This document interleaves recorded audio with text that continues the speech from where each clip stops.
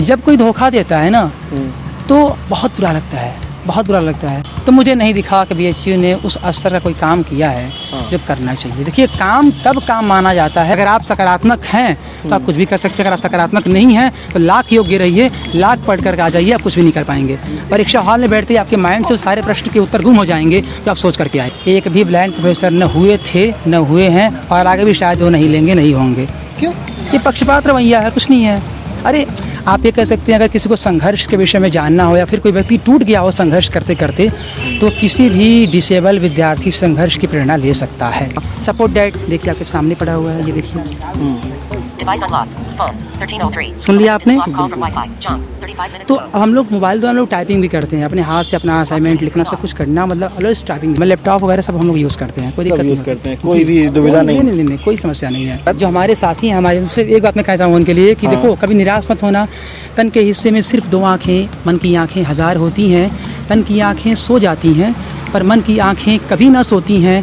चांद सूरज के जो हों खुद मोहताज, भीख मांगो ना उन उजालों की, बंद आँखों से ऐसे काम करो आँख खुल जाए आँख वालों की। ये प्रेरणा का सबसे बड़ा स्रोत है। 1947 के पहले हमारा देश गुलाम था अंग्रेज़ों का, लेकिन 1947 से लेकर के आज तक या आगे भी हम गुलाम रहेंगे अपनों के। समझ रहे हैं आप मेरी बात? तो वर्तमान के परिप्रेक्ष्य में अगर आप देखेंगे तो हिंदी की दुर्दशा बहुत दयनीय है यहाँ पे। हाँ जी, मैं आपको मैं खुलकर बोलता हूँ, मैं स्पष्टवादी स्टूडेंट हूँ। मुझे किसी के सामने बोलने को झिझक महसूस नहीं होती है। ये इकलौता विश्वविद्यालय है जिसने भारत में समूचे विश्व को बहुत कुछ दिया है। अच्छा। आप भारत के अंदर जितने विश्वविद्यालय देख रहे होंगे उसमें कहीं न कहीं बीएचयू का एक अंश मौजूद है। मानते हैं ना इस बात को? बिल्कुल। हाल चाल है? बढ़िया, आप बताएं कैसे हैं?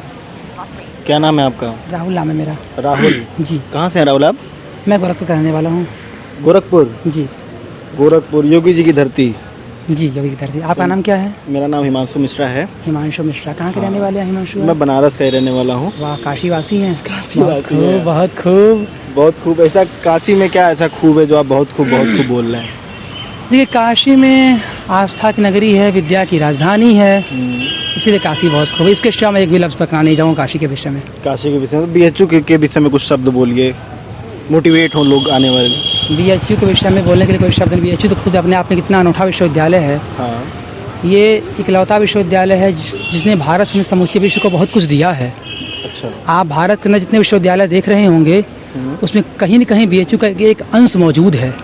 मानते हैं ना इस बात को? बिल्कुल। इसलिए मैं कहता हूँ बीएचयू अपने आप में अनोखा विश्वविद्यालय है। इससे बेहतर खूबसूरती और क्या हो सकती है बीएचयू की? बिल्कुल बिल्कुल, एकदम सत्य जीवन वचन। का महत्व है कि अगर हम कुछ देकर जाएं संसार को तभी हमारे जीवन की सार्थकता सिद्ध हो सकती है। तो काशी हिंदू विश्वविद्यालय ने भी वो काम किया और बखूबी कर रहा है आगे। हाँ। किस सब्जेक्ट के छात्र हैं आप यहाँ पे? मैं हिंदी विषय का स्टूडेंट हूँ। हिंदी बीए या एमए? मेरा पीएचडी चल रहा है। पीएचडी चल रहा है? पीएचडी आप इनरोल्ड हो गए पीएचडी में? जी, प्रथम वर्ष है मेरा। अच्छा। आप ब्लाइंड हैं? हाँ, मैं ब्लाइंड हूँ। 100% पूरा नहीं दिखता कि दिखता है थोड़ा जी, बहुत? मैं पूरा नहीं दिखता है, मैं टोटली ब्लाइंड हूँ। Totally blind. फ़ोन कैसे इस्तेमाल करते हैं? मैं देखता हूँ बीएचयू में। हिमांशु, बात यह है ना कि जो आपका मोबाइल है ना, आपके मोबाइल की सेटिंग जब आप जाओगे तो अंदर पाओगे एक्सेसिबिलिटी सेटिंग। हाँ। आप जब उसके अंदर जाओगे ना बिल्कुल। तो एक मिलता है टॉक बैक, वो ऑफ रहता है। अच्छा। जैसे ही आप उसको ऑन कर दोगे तो आपका हर फंक्शन पढ़ना शुरू कर देगा। सपोर्ट डैट देखिए आपके सामने पड़ा हुआ है, ये देखिए। सुन लिया आपने? तो हम लोग मोबाइल द्वारा लोग टाइपिंग भी करते हैं, अपने हाथ से अपना असाइनमेंट लिखना, सब कुछ करना, मतलब अलग टाइपिंग भी किया जाता है। अच्छा, मतलब हम व्हाट्सएप मैसेज भी देख सकते हैं? जी, मैं चला सकते सब कर सकता हूँ। मैं लैपटॉप वगैरह सब हम लोग यूज़ करते हैं, कोई दिक्कत नहीं करते हैं, कोई भी दुविधा नहीं, कोई समस्या नहीं है। अच्छा, यहाँ पे आप बीए भी बीएचयू से किए हैं, एमए भी? मेरी पूरी पढ़ाई स्नातक, पराय स्नातक और ये शोध चल रहा है, सब कुछ काशी हिंदू विश्वविद्यालय से ही हुआ है। तो सर एक बात बताइए आप हमको कि अगर बीएचयू में कोई ब्लाइंड आता है तो क्या उसके लिए सुविधा बेहतरीन है? नहीं सर, देखिए बता दूं मैं आपको, ये सामान्य विश्वविद्यालय है और यहाँ पर विशेष रूप से कोई सुविधा नहीं दी जाती है। सिर्फ एक सुविधा आपको रहती है, विश्वविद्यालय प्रतिवर्ष 5,000 रुपये देता है सिर्फ एक बार, गांधी जयंती पे। हाँ जी, समझा आपने। नेक्स्ट फ़ायदा ये है आपका कि मतलब जो भोजन का सिस्टम रहता है वो 2 अक्टूबर से 30 अप्रैल तक फ्री रहता है। उसका पैसा मतलब जो है विश्वविद्यालय वहन करता है। इसके सिवाय विश्वविद्यालय के अंदर ऐसी कोई सुविधाएं नहीं है जिसके ज़रिए प्रज्ञाचक्षु विद्यार्थी अध्ययन कर सकता है। लेकिन ये समस्या सिर्फ काशी हिंदू विश्वविद्यालय में ही है। अभी तो भारत के विभिन्न केंद्रीय विश्वविद्यालयों में इससे बेहतर सुविधा, ब्रेल रीडिंग की सुविधाएं हैं, वहाँ पे ब्रेल प्रिंटर है वहाँ पे, उनके लिए एक अलग से लाइब्रेरी है वहाँ पे, रिकॉर्डिंग्स की सुविधाएं हैं यहाँ पे, है ना। तो है, ये सारे सिस्टम है यहाँ पे। चलिए, आप लोग तो ब्रेल में सब कुछ समझते होंगे जी। आप पीएचडी किए हैं? जी बताइए सर पीएचडी कर रहे हैं, छोटे मोटे आदमी नहीं है सर, बहुत नहीं, ज्ञानी वो है। ऐसा नहीं है। देखिए, मैं सर तो नहीं हूँ, पहली बात मेरा नाम राहुल है, आप राहुल करके बुलाइए मुझे। अच्छा सर के योग्य मैं हूँ नहीं, जब बनूंगा तब का देखा जाएगा। अच्छा, इनको गाड़ी लेके जाना। जी जी जी, बिल्कुल बिल्कुल। अच्छा, कुछ लड़के जो हैं यहाँ पे बीएचयू कैंपस में रोड पे चलते मतलब नाली में गिर जाते हैं, कभी कभी रास्ता भटक जाते हैं, क्योंकि एक दूसरे का हाथ पकड़ के लोग चलते हैं। या। उसके लिए मतलब क्या आपके साथ कुछ ऐसा किस्सा हुआ?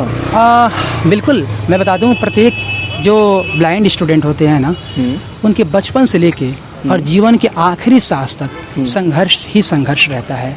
आप ये कह सकते हैं, अगर किसी को संघर्ष के विषय में जानना हो या फिर कोई व्यक्ति टूट गया हो संघर्ष करते करते, तो किसी भी डिसेबल विद्यार्थी संघर्ष की प्रेरणा ले सकता है। बताऊं मैं आपको, हम लोग चोट खाते खाते इतने मजबूत हो गए हैं, अगर कहीं चोट लगता है हम कुछ सहलाते नहीं है, तो निकल जाते हैं अपने रास्ते पे। सो एक्सपीरियंस होता है अपना, लाइफ एक्सपीरियंस बहुत बड़ा है। ये जिंदगी है आपकी। तो बीएचयू जी, बीएचयू से भी हट के पूरे इंडिया में कहीं और ऐसा यूनिवर्सिटी या कॉलेज है जहाँ पे ब्लाइंड लोगों के लिए बेहतरीन सुविधा रखी हुई हो? जी, अगर आप केंद्रीय विश्वविद्यालयों की बात करेंगे तो सबसे लाजवाब सुविधाएं दिल्ली विश्वविद्यालय और जवाहरलाल नेहरू विश्वविद्यालय में है। लाजवाब क्यों है, इसके पीछे एक कारण है। देखिए, सबसे बड़ी बात, मैं जिस उद्देश्य से आया हूँ, अगर सुविधाओं के माध्यम से हमारे उद्देश्य की पूर्ति की जाती है तो उससे बेहतर सुविधाएं मैं और कहीं नहीं मानता। तो दिल्ली विश्वविद्यालय और जेएनयू में है क्या कि वहाँ ब्रेल प्रिंटर है, वहाँ पे एक स्कैनर है जो आपके जो पुस्तक है उसको स्कैन करके पीडीएफ बना देगा। रिकॉर्डिंग्स की सुविधाएं हैं, अलग से लाइब्रेरी है, ये सुविधाएं वहाँ पे हैं। प्लस प्लस यहाँ बीए प्लस क्या बोले? प्लस रीडर फीस मिलता है, हम किसी के साथ बैठ के पढ़ सकते हैं। राइडर फीस मिलता है, जो हमारा एग्ज़ाम देंगे उनके लिए मिलता है। तो जब ये फीसेज मिलती हैं तो हमें रीडर राइटर खोजने में समस्या नहीं होती है ना। तो ये सुविधाएं हैं। अच्छा, एक बात बताइए, ब्रेल लिपि आप लोगों की चलती है, आप लोग उसमें पढ़ते हैं, लाइब्रेरी है क्या आप लोगों के लिए यहाँ से अलग? नहीं, कोई लाइब्रेरी ऐसी नहीं है जहाँ में आप लोगों के लिए कोई भी लाइब्रेरी अलग से नहीं बनाई होती हम लोगों के लिए बीएचयू में। जहाँ हम लोग प्रोफेसर रखे जाते हैं क्या आप लोग के लिए अलग से, कि ब्लाइंड वो भी रहे आपको पढ़ाएं? इस पूरे हिंदी विभाग के इतिहास में एक भी ब्लाइंड प्रोफेसर न हुए थे, न हुए हैं, और आगे भी शायद वो नहीं लेंगे, नहीं होंगे। क्यों? ये पक्षपात रवैया है, कुछ नहीं है। अरे, एक पीएचडी में एडमिशन लेना तो कितने रो करके लेते हैं, अगर ले भी लेते हैं तो शोध निर्देशक नहीं मिलते हैं, मानसिकता संकीर्ण होती है, और क्या हो सकती है। बहुत ज़्यादा मतलब प्रॉब्लम है। जी, बहुत समस्याएं हो जाती हैं, लेकिन फिर भी हमारी ज़िंदगी है, हौसलों से बुलंदन कभी टूटना नहीं जानते अपनी ज़िंदगी में। बचपन से लेकर आज तक हमने यही सीखा है। हमने नहीं, हर ब्लाइंड ने यही सीखा है। एंट्रेंस में कितना रिजर्वेशन दिया जाता है लगभग? एंट्रेंस एग्जाम में कोई आपको रिजर्वेशन नहीं मिलता। जब आपका प्रवेश होता है, जैसे सरकारी आदेशानुसार जो शिक्षा में 5% का आरक्षण है और नौकरी में 4% का, सिर्फ वो आरक्षण आपको मिलता है। जी, यहाँ पे हॉस्टल्स की सुविधा आप लोग को बढ़िया लगी? खाना पीना 5 साल आपने बिता चुका है, आपको है जो किसी विश्वविद्यालय में नहीं है। वो सुविधा ये, अगर सपोर्टेड ब्लाइंड कंडीशन 0 नंबर पर हो जाता है, सपोर्टेड बात कर रहा हूँ मैं आपसे, तो अगर वो मेन कैंपस में होता है तो उनको हॉस्टल मिलना अत्यंत अनिवार्य है। ये सुविधा यहाँ पर है। हॉस्टल तय मिल जाता है उनको? जी, तय हॉस्टल मिल जाता है। ये सुविधा है यहाँ पर। और यहाँ पे आप लोगों के लिए, जैसे सब छात्रों के लिए होता है कि ग्रेजुएशन के बाद मास्टर्स में आने के बाद 15% का छूट मिलता है जो बीएचयू से पढ़ा हुआ छात्र है, आप लोगों को भी ऐसा मिलता है? हाँ, ये तो देखिए, ये तो कुछ कॉमन चीज़ें हो गई ना। कॉमन चीज़ें, जो कॉमन चीज़ें होंगी तो उसका लाभ तो मिलेगा ना, मान लीजिए। अच्छा, पीएचडी कर रहे हैं आप? जी। एक एमए हिंदी का सिलेबस बताएं। लोग एमए हिंदी का सिलेबस पूछते हैं, क्या पूछा जाता है, हम उनको क्या बता सकते हैं? एमए हिंदी के लिए कैसे प्रिपेयर करें? देखिए, पहली बात तो ये है, जब आप पहली बार प्रवेश लेते हैं, चाहे पीएचडी में, एमए में लें, चाहे बीए में लें, या फिर पीएचडी में लेते हैं, बीए में तो थोड़ा सा मैथमेटिक्स और रीजनिंग, जीके बहुत कुछ पूछता है, लेकिन एमए में स्पेसिफिक हिंदी के बारे में पूछता है। एंट्रेंस एग्जाम के बारे में पूछ रहे हैं? हाँ, एंट्रेंस। हाँ, देखिए, अगर आप यहाँ से एंट्रेंस एग्जाम क्वालिफाई करना चाहते हैं तो मैं सजेस्ट करूँगा आपको पहले कि आप जो पुस्तक गोविंद चंद पांडे साहब की है, आप उनको पढ़ लीजिए। और उनको पढ़ने के साथ साथ जो बीए का सिलेबस सिर्फ हिंदी विषय का है, आप उनको इतना ध्यान से अध्ययन करिए। देखिए, होता क्या है ना कि बीएचयू का जो पाठ्यक्रम है हिंदी विषय का, मैं सिर्फ हिंदी के बारे में बता पाऊँ, मैं हिंदी का विद्यार्थी रहा हूँ, तो जो हिंदी विषय का पाठ्यक्रम काशी हिंदू विश्वविद्यालय में है वो इतना व्यापक और इतना बेहतर है कि वो पूरा यूजीसी से कहीं न कहीं मेल खाता है। अगर आप उसको ध्यान से पढ़ लेते हैं, बीए पार्ट 1 से लेकर के एमए पार्ट 2 तक के सिलेबस को ध्यान से अगर आप पढ़ ले जाते हो, तो आप मैक्सिमम एंट्रेंस एग्जाम क्वालिफाई कर सकते हो। मैं ये लिखित के साथ कह सकता हूँ, मतलब कम 60% आपको बेनिफिट मिल जाएगा इसका। अगर आपने विशेष रूप से बात की काशी हिंदू विश्वविद्यालय में प्रास्ताविक एंट्रेंस एग्जाम की बात किया आपने, तो गोविंद चंद पांडे हैं, पुनीत राय हैं, अब इन दोनों को छोड़ करके कुछ ऐसे भी लेखक हैं या ऐसे भी कवि हैं, साहित्यकार हैं, जिनको पढ़ना अत्यंत अनिवार्य है। वो एंट्रेंस एग्जाम के चलते ही नहीं, अभी तो अगर आप विद्यार्थी भी हो जाते हैं तभी पढ़ना अनिवार्य है। शुक्ल जी हो गए, द्विवेदी जी हो गए, तो खैर मान लो इनके विषय में क्या ही बात करूँ आपसे, तो आपको पढ़ना ही पढ़ना है कि नहीं? तो ये चीज़ें होती हैं, ये चीज़ें होती हैं। और एंट्रेंस एग्जाम में आप एक इंस्टीट्यूट ऑफ एमिनेंस में BHU आता है। एमिनेंस समझ रहे हैं आप? इंस्टीट्यूट ऑफ एमिनेंस 1200 करोड़ रुपए मिलता है BHU को, इंस्टीट्यूट ऑफ एमिनेंस में होने की वजह से। जी जी जी। क्वालिटी ऑफ एजुकेशन हिंदी का कैसा है? यहाँ से अगर कोई हिंदी पढ़ता है बढ़िया से, यहाँ से हिंदी विषय से अध्ययन करते हैं तो वर्तमान के परिप्रेक्ष्य में अगर आप देखेंगे तो हिंदी की दुर्दशा बहुत दयनीय है यहाँ पे। हाँ जी, मैं आपको मैं खुलकर बोलता हूँ, मैं स्पष्टवादी स्टूडेंट हूँ, मुझे किसी के सामने बोलने को झिझक महसूस नहीं होती है। पहले की अपेक्षा यहाँ की हिंदी की स्थिति दिन पर दिन दयनीय होती जा रही है। और इसका मैं स्पष्ट आपको उदाहरण दे देता हूँ। जब आप BA तृतीय वर्ष में आते हैं और अगर आप हिंदी प्रतिष्ठा विषय लेते हैं तो मैं अपने बैच की बात बता रहा हूँ आपको, मेरे बैच में मात्र 85 लड़के थे, सिर्फ 85 ऑल ओवर, है ना। तो यहाँ पर हिंदी और संस्कृत जो दशा है ना, बहुत ही ख़राब होती जा रही है। अभी आगे संस्कृत में आ जाइए, ये भी हिंदी की भाषा है, मतलब कहीं कहीं हिंदी से मेल खाता है। देखिए, अगर आपको हिंदी में पकड़ बनाए रखना है तो 3 भाषा जो आपको आना अत्यंत अनिवार्य है, हिंदी, संस्कृत और उर्दू। जी, तीनों चीज़ें आनी चाहिए। जी बिल्कुल। अगर क्यों ऐसा क्यों बोल रहे हैं आप? जी, ऐसा मैं इसलिए बोल रहा हूँ क्योंकि ये तीनों एक दूसरे से मेल खाते हैं, कहीं ना कहीं इंटरलिंक्ड हैं। जी देखिए ना, हिंदी वैज्ञानिक भाषा है, हिंदी कहीं न कहीं पुरातन भाषाओं से मिलकर के उत्पत्ति हुई हिंदी की हुई है, ठीक है।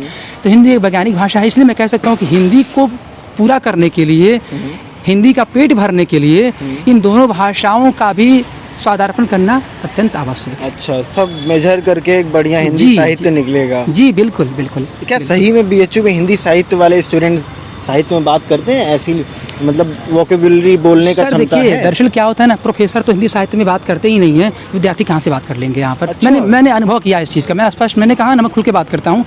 तो ऐसा मुझे लगता है कि जिस प्रकार से मैं हिंदी साहित्य का विद्यार्थी हूँ, मुझे पूरी कोशिश करनी चाहिए कि मैं कम से कम जितना हमसे बन पड़े मैं अंग्रेजी का प्रयोग करूँ, क्योंकि हिंदी हमारी मातृभाषा है। सब अब हिंदी हमारी अध्ययन की प्रणाली है, ठीक है ना। तो मैं कोशिश करता हूँ कि हिंदी जो है मैं जितना बेहतर और जितना शुद्ध बोल पाऊँ, जितना शुद्ध उच्चारण कर पाऊँ, उतना करूँ। अच्छा राहुल जी, कितना सीट है यहाँ पे MA में? कितना सीट है लगभग? फिलहाल सीटें बढ़ाई गई हैं, 239 सीटें हुई हैं। 239 सीटें हैं। और PhD में कितनी सीटें हैं सबको मिलाकर? सर देखिए, PhD की सीटें घटती बढ़ती रहती हैं, लेकिन जो 2 सीटें जो आई हैं, 2 बार जो फॉर्म आए हैं, आवेदन लिए गए हैं, जो हमारा बैच था 21-22 वाला जो बैच था, इसमें 65 सीटें थी, जिसमें 20 आपका रेट में था और 45 एग्जाम रेट में था। अभी जो वर्तमान में सीटें आई हैं 22-23 के लिए जो सीटें आई हैं, 70 सीटें हैं, इसमें 20 रेट के लिए हैं और 50 एग्जाम रेट के लिए हैं। अच्छा, PhD के लिए आपने जब JRF का फॉर्म डाला था, जब आप एग्ज़ाम देने गए थे जी, तो क्या चीज़ें दिमाग में थी कि आपने क्वालिफाई कर लिया? देखिए, मैं कभी भी जब जाता हूँ ना, किसी परीक्षा हॉल में जाता हूँ, तो भले मैं कर पाऊँ या ना कर पाऊँ, बात की बात हो गई, लेकिन मेरे माइंड में एक सकारात्मक सोच रहती है, मैं कर सकता हूँ, क्यों नहीं कर सकता हूँ। और किसी भी स्टूडेंट को एक सकारात्मक रुख के साथ ही जाना चाहिए। अगर आप सकारात्मक हैं तो आप कुछ भी कर सकते हैं, अगर आप सकारात्मक नहीं हैं तो लाख योग्य रहिए, लाख पढ़ कर आ जाइए, आप कुछ भी नहीं कर पाएंगे। परीक्षा हॉल में बैठते ही आपके माइंड से सारे प्रश्न के उत्तर गुम हो जाएंगे जो आप सोच करके आए थे। मोटिवेशन किससे आता है? खुद से मोटिवेशन आता है कि हमें किसी को देख करके मोटिवेशन, सुन करके मोटिवेशन? हाँ देखिए, मैं खुद से मोटिवेट होता हूँ, क्योंकि मैंने खुद जीवन में इतना संघर्ष किया है कि मुझे दूसरों को सुनने की आवश्यकता, मैं मानता हूँ, नहीं है। लोग खुद से अगर खुद को देख करके आगे बढ़ते हैं तो अच्छी बात है। अच्छा, तो राहुल जी कुछ नया बताइए जो कि ब्लाइंड्स के लिए कैंपस में किया जाए तो बहुत ही महत्वपूर्ण है, वो सुविधा बहाल की जाए तो ये बहुत इजी पड़ जाएगा लिविंग। देखिए हिमांशु, मैं नहीं समझता हूँ कि बताने की आवश्यकता है। बताने की आवश्यकता तब होती जब लोग समझते नहीं, लोग सब समझते, सब जानते हैं। फिर हमें क्या आवश्यकता है बताने की? बताइए ना, क्या लोग समाज से अनजान है? नहीं है ना, फिर क्यों बताने की आवश्यकता पड़ती है बार बार? और कई बार बताया भी गया है, कई बार लिख के दिया भी गया है। जब फ़र्क नहीं पड़ता तो मैं दोबारा उस बातों को रिपीट नहीं करना चाहता हूँ। एजुकेशन के मामले में एकदम सरकार सो रही होती है, एकेडमिक या फिर एडमिनिस्ट्रेशन सो रहा होता है। जैसे कि इनका, आप उसी स्कूल से पढ़े, हनुमान प्रसाद पोद्दार से? नहीं, मैं राजकीय स्वास्थ्य सेंटर कॉलेज से पढ़ा, गोरखपुर से पढ़ा हूँ मैं। गोरखपुर से ये पढ़े हैं। हनुमान प्रसाद पोद्दार महाविद्यालय था, उसको बंद कर दिया गया कक्षा 9 से लेकर के 12 तक के लिए। अब पता नहीं अब छोटा वाला भी क्लास क्या है ना कि वो 9 से 12 बंद कर दिए है ना, वो आहिस्ता आहिस्ता 1 से 8 भी बंद कर देंगे और चाह करके भी कोई कुछ कर नहीं सकता है। दरअसल होता कारण क्या होता है कि हमारी सरकार पूंजीपतियों की गुलाम है। देखो 2 बातें ध्यान देना आप, 1947 के पहले हमारा देश गुलाम था अंग्रेज़ों का, लेकिन 1947 से लेकर के आज तक या आगे भी हम गुलाम रहेंगे अपनों के। समझ रहे हैं आप मेरी बात को? बिल्कुल बिल्कुल। तो ये सरकार गुलाम पूंजीपतियों की है, इसीलिए हम चाह करके भी कुछ नहीं कर सकते। बहुत कुछ इन्फ्लुएंस हो रहा है इसमें, पढ़ाई लिखाई, लोग गरीब हो गए। कोविड के बाद, कोविड में कैसी पढ़ाई हुई बताएंगे कुछ? देखिए कोविड में बीएचयू ने क्या उस लेवल का संभाल पाया, पढ़ा पाया? बीएचयू तो अगर आप पूछना चाहें कोविड को लेकर के, तो मुझे नहीं दिखा कि बीएचयू ने उस स्तर का कोई काम किया है जो करना चाहिए। देखिए काम तब काम माना जाता है जब वो सबके लिए, सबको ध्यान में रखते हुए किया जाए। समझते हैं ना इस बात को? चाहे 20% संख्या हो, चाहे 10 चाहे 80% संख्या हो, तो बीएचयू ने कोई ऐसा प्रोग्रेस तो मुझे नहीं दिखा कि जो कोविड के लिए बहुत बेहतर हो जाए। एक बहुत ज़्यादा इग्नोरेंस है लोगों में कैंपस में कि जो भी ब्लाइंड स्टूडेंट हैं फर्स्ट ईयर में आते हैं। ये बातें हम बार बार इसलिए करें क्योंकि लोग सज्ञानता में लें। ठीक है। उन लोगों को लिखने की ज़रूरत पड़ती है जब एग्ज़ाम उनका होता है, तो चाहते हैं कोई हमारा पेपर लिख दे, और एन मौके पे लोग धोखा दे देते हैं। मैंने कई लड़कियों से बातें की, उन्होंने बोला कि लोग तैयार होते हैं, एक लिखते भी हैं, फिर भाग जाते हैं। कितना ज़रूरत होती है, आप लोग उनसे कितना आशा लगा के रखे होते हैं? बहुत आवश्यकता होती है। दरअसल क्या होता है कि हम जब परीक्षा देने जाते हैं ना, तो जो लिखित की आवश्यकता होती है, हमें किसी का सहारा लेना पड़ता है। यहाँ ब्रेल लिपि तो है नहीं, कुछ सुविधाएं ब्रेल की है नहीं, तो फिर हम सहारा आपका ही लेते हैं। जब कोई धोखा देता है ना, तो बहुत बुरा लगता है, बहुत बुरा लगता है। इसीलिए कहता हूँ कि दिल्ली विश्वविद्यालय और जवाहरलाल नेहरू विश्वविद्यालय में जो फीस मिलती है रीडर राइटर की, वो एक ताकत है। ताकत क्या है कि लोग धोखा नहीं देते हैं। समझ रहे? अच्छा देखिए, बहुत सारे लोग, हम सभी बेरोजगार हैं, है कि नहीं है? तो आप जो फीस देते हो विश्वविद्यालय के लोगों, उससे मेरा भी लाभ होता है, उसके साथ साथ जो हमारा लिखता है, तो कोई भी बेरोजगार है, मेरी तरह विद्यार्थी है, उसका भी लाभ होता है। तो दोनों का जुड़ाव हो जाता है कहीं न कहीं, इसीलिए कभी भी राइटर की कमी महसूस नहीं होती है। अच्छा, बीएचयू में चीज़ देखने को मिलता है आपको कि नहीं? बहुत ज़्यादा 100 में 90% मिलता है देखने को। कई बार ये घटनाएं मेरे साथ खुद ही बीए में हुई हैं कि राइटर बोला हाँ भैया हम आ जाएंगे, जब मैं परीक्षा हॉल में बैठता हूँ, वेट करता रहता हूँ। ये तो मेरा एग्ज़ाम, मेरा पेपर था संस्कृत का बीए सेकेंड ईयर में, और वो छूटने वाला था। मेरा राइटर बोला मैं आ रहा हूँ भैया, और मोबाइल उसका फ़ोन लगाया नहीं, मैं लगातार कॉल किया, 2 घंटे मेरे ऐसे ही लॉस हो गए। तो फिर अचानक से बड़ी मुश्किल से एक व्यक्ति को बुलाया गया, उन्होंने मेरा एग्ज़ाम दिया। 2 घंटे के अंदर मैंने अपना पूरा कॉपी लिखा। तो ये क्या निवेदन करना चाहेंगे कि वो स्ट्रिक्टली इस काम को करके जाएं अगर ठाने हैं तो? देखिए मैं यही कहना चाहूँगा कि सबसे पहली बात, ज़्यादा बताने की ज़रूरत तो नहीं, बहुत सारी बातें हो गई। एक वाक्य में बताना चाहूँगा, आप हमें फीस प्रोवाइड करिए भाई, कुछ मत करिए। बीएचयू फीस प्रोवाइड जो भारत के विभिन्न केंद्रीय विश्वविद्यालय हैं, आप उनको देख कर चलिए। मैं यही कह देता हूँ, एक वाक्य में बोल देता हूँ, आप उनको देख कर चलिए। जो ऐसा वो कर रहे हैं डिसेबल के लिए, ठीक है, आप ऐसा करिए। ठीक है, मतलब जेएनयू और डीयू में फीस दिए जाते हैं, जो लिखता है फीस है, ब्रेल सुविधाएं हैं, उनके लिए एक्सेसिबल लाइब्रेरी है, उसके लिए उनके लिए एक स्कैनर है ताकि वो किसी बुक्स का पीडीएफ बना के पढ़ सकते हैं। ये क्या है? यही तो है सुविधाएं, और क्या आप चाहेंगे? क्योंकि किताबें आप एक्सेस नहीं कर पाएंगे, किताबें आप पढ़ नहीं पाएंगे, नई किताबें आप लोग पढ़ लेते हो ना, उतना हम लोग चाह करके भी नहीं पढ़ पाते हैं। चाह करके भी नहीं पढ़ पाते जी, क्योंकि वो ब्रेल में नहीं है, या पीडीएफ नहीं मिल पाता है, और या तो फिर हमारे पास जो रीडर होते हैं पढ़ाने के लिए, आप जैसे लोग पढ़ के हमें सुनाएं, उनके चार्ज वहन करने के लिए इतने पैसे नहीं होते हैं। यूनिवर्सिटी को ये सब चीज़ें करनी चाहिए। 2011 में एक सर्वे के अनुसार अमूमन 100 में करीब 80% ब्लाइंड ऐसे परिवार घर में जन्म लेते हैं जिनके परिवार की स्थिति बहुत दयनीय होती है, इकोनॉमिकल कंडीशन। ये सर्वे 2011 का, कभी पढ़ सकते हैं, उठाकर सर्वे को देख सकते हैं आप। पूरे उत्तर प्रदेश में शायद 20 लाख, भारत की बात बता रहा हूँ मैं आपको, ये पूरे भारत में सर्वे किया गया था। और पूरे यूपी का डाटा थोड़ा सा पता है क्योंकि यूपी में काम किया गया था।